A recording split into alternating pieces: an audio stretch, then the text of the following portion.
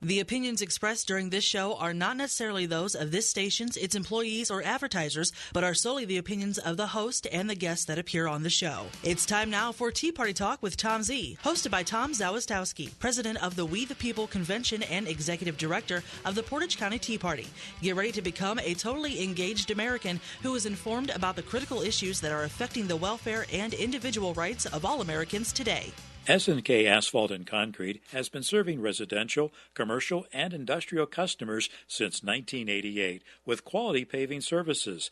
The experts at S&K Asphalt and Concrete have the knowledge and experience to meet your paving needs. From parking lots to driveways to repairs and resurfacing, S&K paves the way. Call today for a free estimate, 330-724-9090. That's 330-724-9090. Or visit online at skasphaltconcrete.com. Are you concerned about your family's safety? Now, Target Thing Pro Shop is a female-friendly gun shop, range, and training center. Target Thing is in Garrettsville. We're on the web at targetthing.com. Target Thing is where they offer guns, ammo, and training to help you keep your family safe. Target Thing Pro Shop. Fed up with politicians who care more about special interests than people on Main Street? So is Opportunity Ohio. We're working hard to solve Ohio's toughest challenges so Ohioans can create more jobs to grow our economy. See our plans and consider a tax-deductible contribution at opportunityohio.org. Invest $25 for a signed copy of Matt Mayer's book, The Founding Debate, Where Should the Power Over Our Lives Reside? Please visit opportunityohio.org. Well, good morning to all of you who joined us today on Tea Party Talk with Tom Z. We greatly appreciate your time being with us on the show.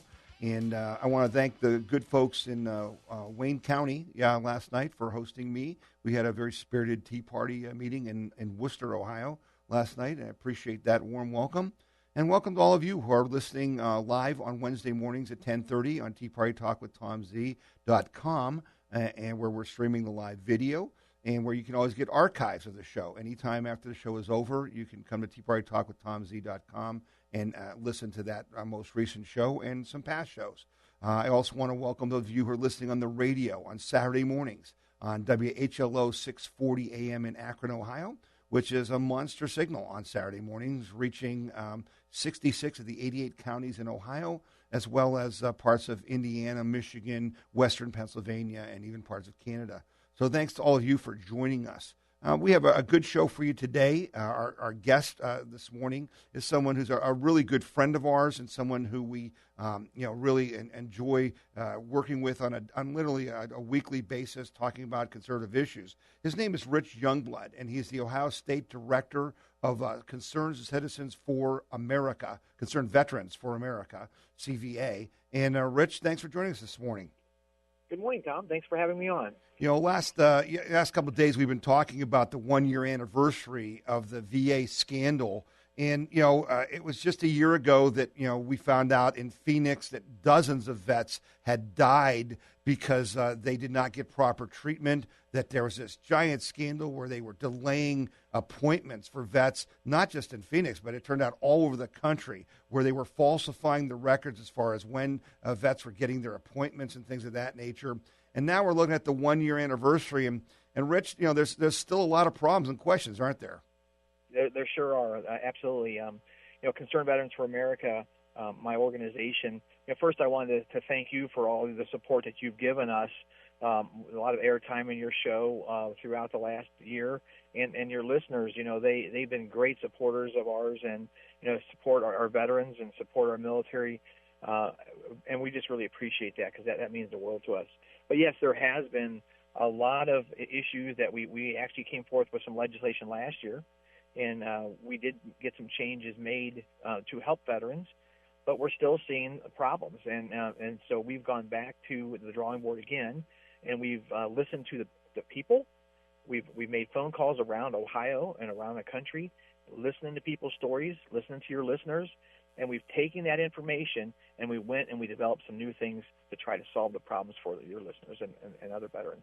Well, Rich, yesterday when we were talking, you had some pretty stunning things to say to me about, Again, folks, those of you who listen to this show, you're Tea Party members, you're conservatives, you care about our country, you want it to work well. And last year, thanks to Concerned Veterans, we kind of mobilized this pressure to get Congress to act. And they did act, Rich, but now it's like the VA, like all the government bureaucracies, are just ignoring what Congress did. So, for instance, you were telling me about how they're getting around this, the 40-mile limit rule that was supposed to give vets some more options to get some care from hospitals closer and stuff. And I was amazed at what you were saying about, the line of, the flight of the bird type thing versus the actual driving time and stuff. Can you tell our listeners about how these things these laws are being subverted by the bureaucrats? Yeah, absolutely. What happened last year, there was a couple things that we got passed that actually President Obama signed, as well as the Congress passed, and that was that if a veteran had to travel more than 40 miles to get health care, that they would then have the opportunity to go to someplace local to make sure that they could, get care quicker. Or if they had too long a wait, then they could actually make an appointment somewhere local. But, for example, on the distance issue of 40 miles, if they're outside farther than that, what ended up happening was that, like, say you needed to work with your eyes, and you were close to maybe a VA clinic, but not like a hospital that worked on eyes. Well, because you were close to that clinic, even though they didn't do eyes, you didn't count.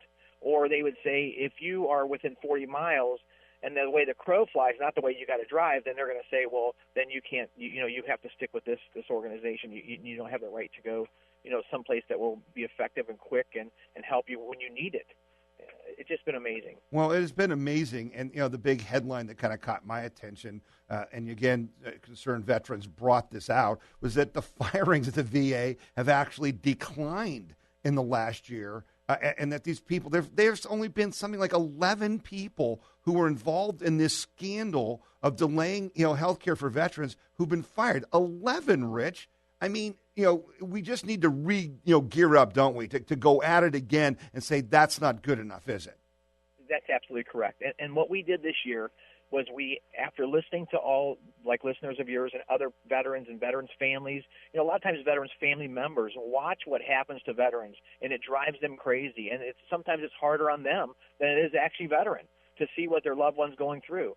And so we went back and we did a complete redraw.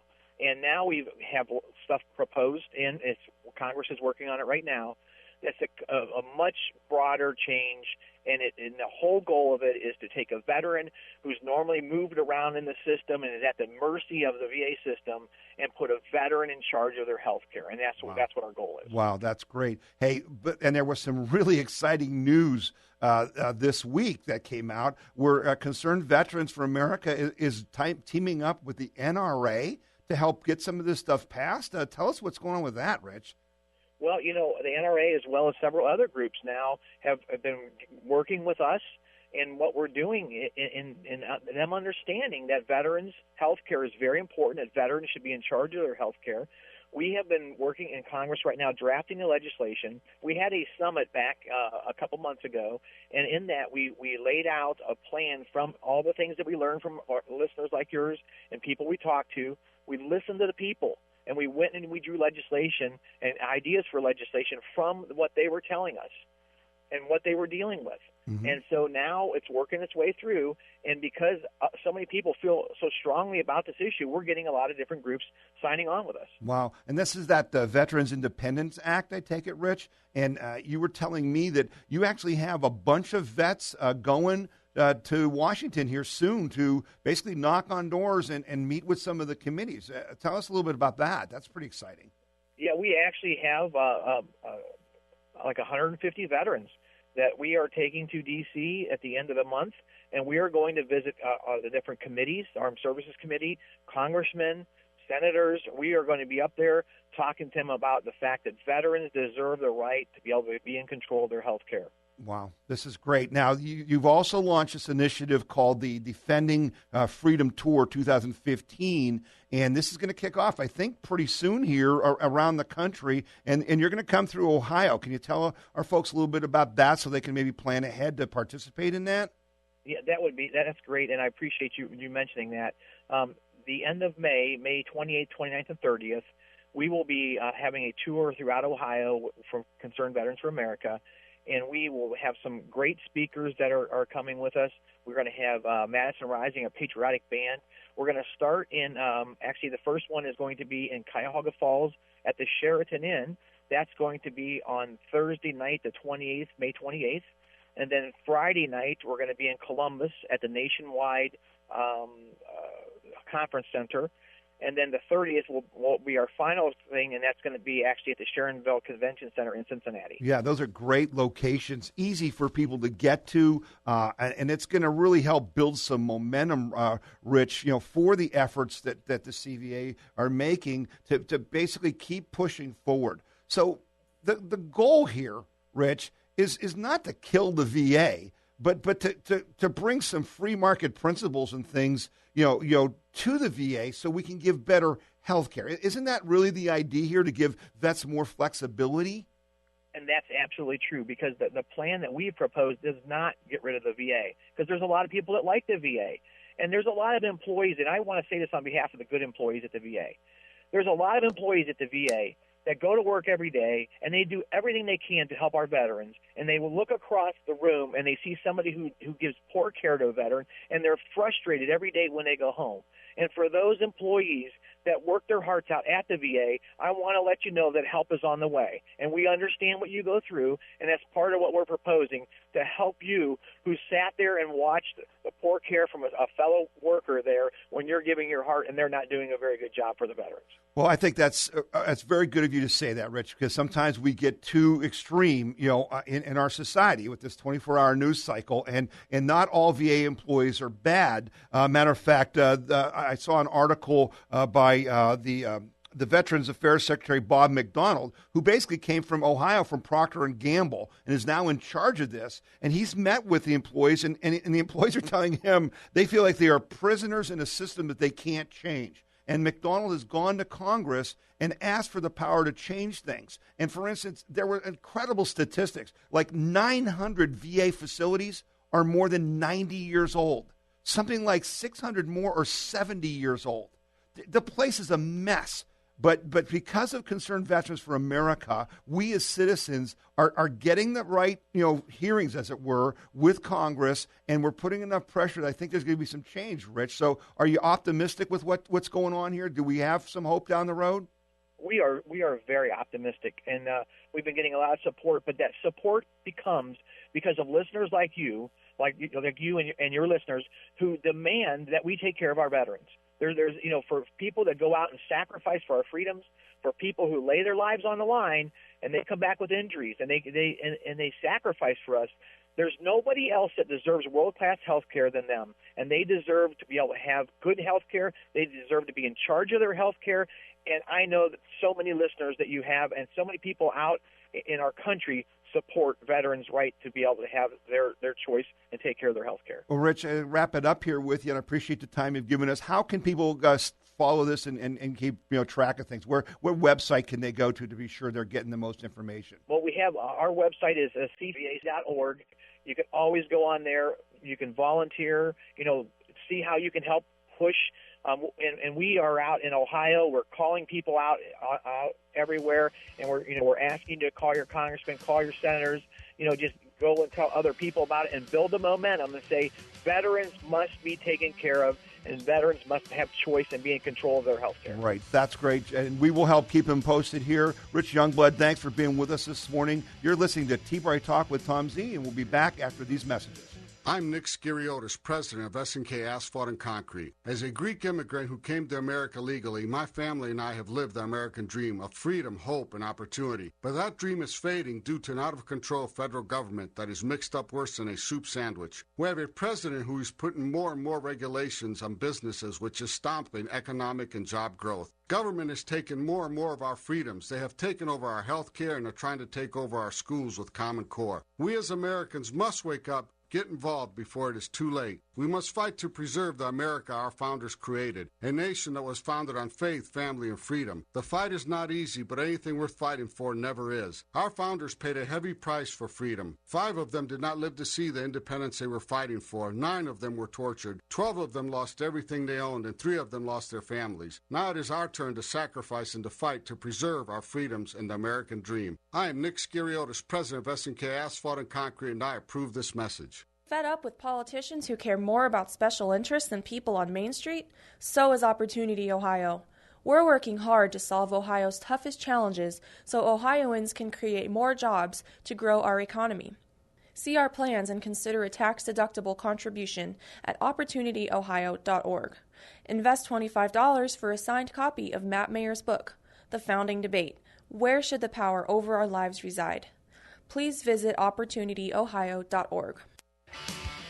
All right, and we're back, and we're glad to have you with us on Tea Party Talk with Tom Z, and we were glad to have Rich Youngblood from Concerned Veterans for America, the state director, telling us about what the Concerned Veterans is doing with your help to make sure that our vets get the care they need. Because, folks, the bottom line is a lot of these, the vets from World War II and Korea and then Vietnam, they're peaking. This is when they need the most care. And doggone it, they're going to get it because we owe it to them. And, so we ask you to support Concerned Veterans for America. They're the ones leading the charge. And we really thank the NRA and all you NRA members out there. And I know there's a bunch of you who listen to this show. Drop a note to the NRA and tell them you appreciate them, getting together with Concerned Veterans to help support the vets and the health care for the vets. That's great of them to do that, and we greatly appreciate it.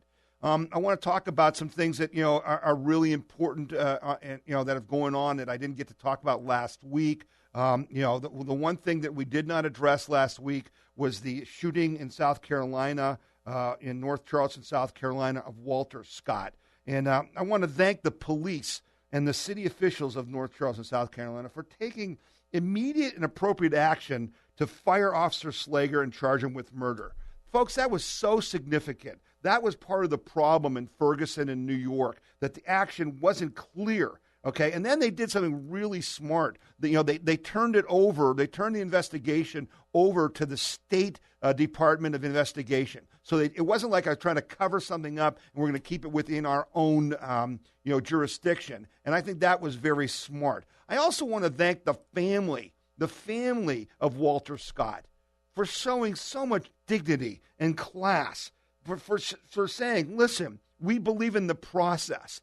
This is horrible. They were so hurt by this, but what is, a murder. That's what it looks like on the video. Now, we got to let the justice system carry it out, but they acted with such dignity. Instead of ginning up, all kinds of riots and things and burning the town down, which does nobody any good, they have supported the process. And I think that's the difference. And I thank the Walter Scott's family for being such class people.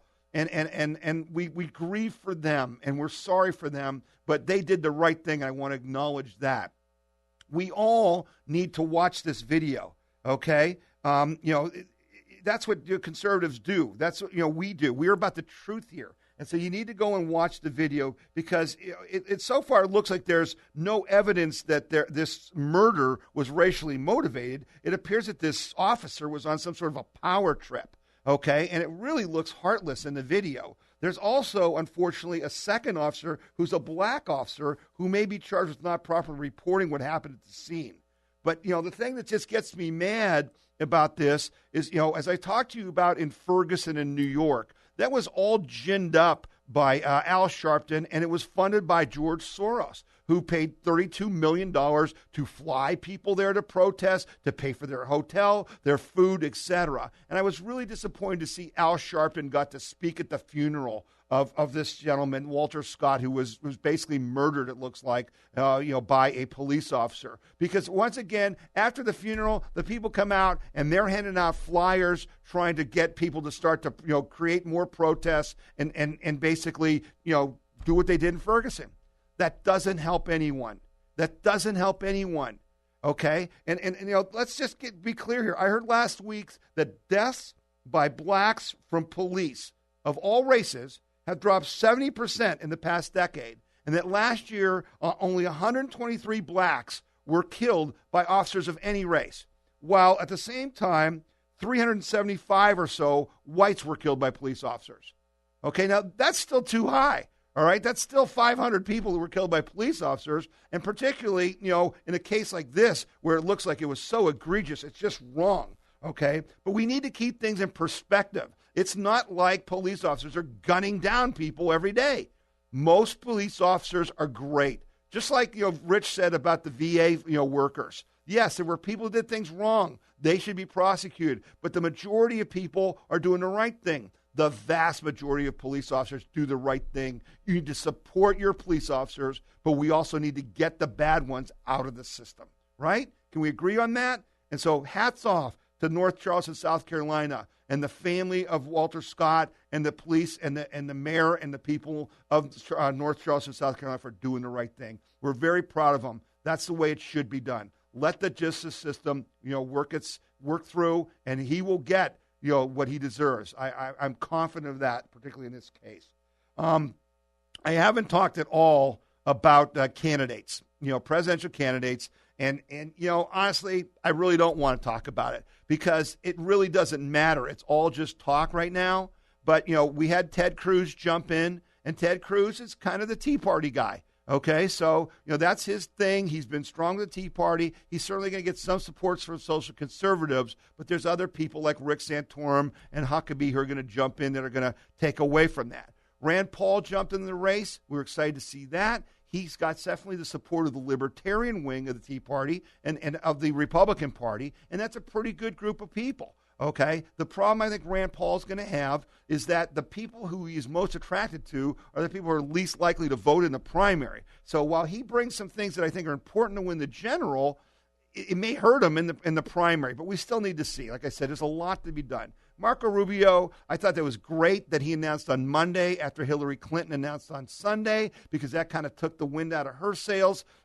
He's an impressive young man. Go watch the video. He's very articulate. He has a great story. But, again, I'm not sure where he gets his support. He was elected by the Tea Party in Florida. He was a big surprise, okay? And all three of these guys were Tea Party people. We elected them. The Tea Party did this, folks. Matter of fact, if you look at the entire Republican field, okay, if you look at the entire Republican field that may run, the vast majority of them were elected by the Tea Party in 2010. Okay, that's the impact the Tea Party had. They keep telling you we don't have any impact.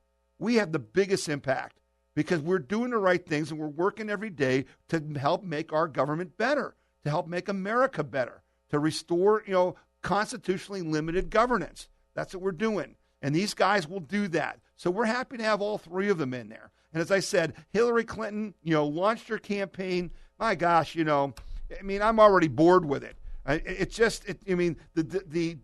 The problem is that there's such a disconnect between the real Hillary Clinton, who is really a terrible person, who has done despicable things, including most recently breaking the law by completely destroying an illegal server that she had while Secretary of State, and the disconnect between these people who vote for Hillary because her name's Hillary. It's insanity. And I don't know if we can win that fight with those people who believe in Hillary. But we know what I believe? I believe Hillary will self-destruct because she's a nasty piece of work. She has a very bad temper. She doesn't like being questioned. While they may not have anyone in the primary to run against her, because that's the only way she can win. If anybody ran against her, I think they would beat her on the Democratic side. Okay, but they're trying to keep them out because remember, that's the political parties do. They keep limiting your choices. They don't want you to have a choice. They want to pick who you have to choose. Okay, so Hillary Clinton, I think, is going to self-destruct. But I'll tell you a person I want you to put on your radar, and I want you to do some homework, you people listening out there. Okay, and that's Carly Fiorina. I have seen her speak several times. I've watched some of her videos. I've gone to her webpage. She ran for Senate against Barbara Boxer and lost a few years ago. And so there's a lot of information out there about her position on social issues and things like that. I happened to be on a conference call where she was speaking on Sunday, and I really like the way she comes across. And if we're going to elect the first women president, which is what Hillary Clinton's running on, elect me because I'm a woman. How's that? Okay, that's the only qualification you need. That's not sexist, right? That's not sexist. So if I said, elect them because they're a man, I'd be called a sexist, right? That's not good enough, Hillary. We're not going to do that. But if you want to elect a woman, look at Carly Fiorina, and you might see someone who's really got some skills. And you know what? She might even have some integrity. And that's what Hillary Clinton's lacking. And I think that's going to eventually be her demise. But we'll see. The media's carrying her baggage, no doubt about that. But you know what? There's a lot of the media that doesn't like Hillary Clinton either, or Bill Clinton, and we'll see what happens there. So that's my recap of the presidential races. Right now, you know what, folks? Here's the sad part. And I hate to say this to you, but I keep telling you how the parties manipulate things. Many of you will remember back in 2012 when Rick Santorum almost beat Mitt Romney in the Ohio primary. Okay, and Rick Santorum didn't have two nickels to rub together, and Mitt Romney had millions of dollars. And he only lost by 1% after the Republican establishment did a dirty political trick and placed a story in the Sunday papers before Tuesday's election to rob him of that win. Okay? They don't want that to happen again, particularly with the Republican convention in Cleveland in July of 2016. So you know what they're going to do? The rumors I'm hearing, the establishment is going to move the primary, the Ohio primary, from March to May so that your vote won't matter because it'll already be decided. Jeb Bush will already have enough votes to go to the convention, and they don't want any pesky Ron Paul or Rand Paul or Ted Cruz or Marco Rubio having a close primary just a few months before that convention. So look for that piece of work to happen, and that's to discuss you about. So we in Ohio may even have a say about who the president is, so don't get too worked up about it, okay? That's the reality of it. I want to talk to you about our good governor, liberal John Kasich, at the end of the show here, because on the screen now I'm showing you a chart, and basically back when Strickland was the governor, okay, in 2006, the Republicans passed a thing called the State Appropriations Limitations Bill. That's called SAL. And it basically was put in place to cap the growth of state government at 3.5%. Okay? And I'm showing you a graphic on the screen if you're watching the streaming video. But basically, back in 2010, the cap was $22 billion for our state budget, but our spending was only $17 billion. Well, you know where it is now? The problem is now that the Republicans who passed this cap may have to worry about a Republican, quote-unquote, supposed Republican governor breaking the cap. Because John Kasich, this supposed, fiscal conservative, I balanced the budget when I was in Congress. That clown, John Kasich, is now spending we went from $17 billion in 2010 to he is approaching $22 billion in state government by 2016. $5 billion increase in spending. And John Kasich tells us he's a fiscal conservative.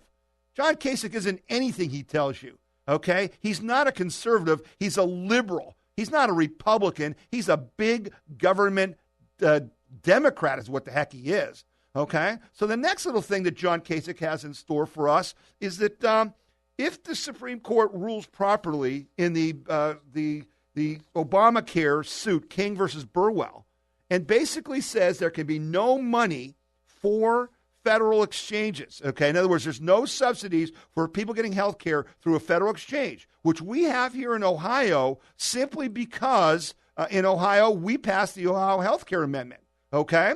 And that gave us the ability to say you can't have a state exchange. John Kasich is now on record as saying that if they pass that law, if the Supreme Court rules properly, he's going to put forward a state exchange. He also said we don't need RFRA in Ohio. Wow, what a package he is.